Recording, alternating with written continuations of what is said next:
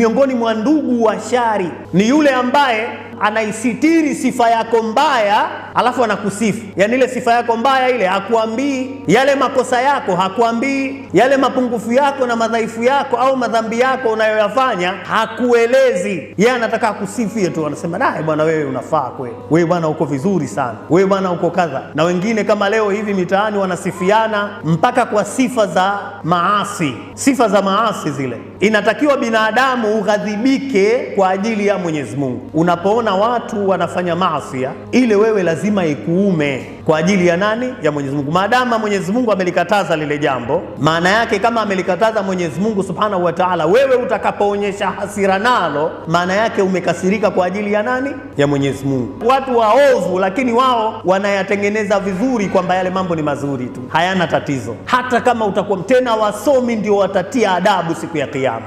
Mwenyezi Mungu hawezi kuwaacha hata kama watakuwa wasomi. Yani kuna baadhi ya wasomi wallahi alazim huwa wanawapaka mafuta kwa chupa za mgongo, wanawapaka matajiri mathalan, wanawavisha vilemba vya ukoka. Mtu akiwa na aibu mwambie, mueleze, lakini tumia hekima, usimdhalilishe. Tumia hekima, usimdhalilishe mtu hata kama anafanya maasi. Maana mwanadamu hata kama anafanya maasi au anaharibu, ukienda kwa kumdhihaki mtapambana. Anataka umheshimu hata kama unamwambia ukweli, lakini ufanye nini? Utumie heshima.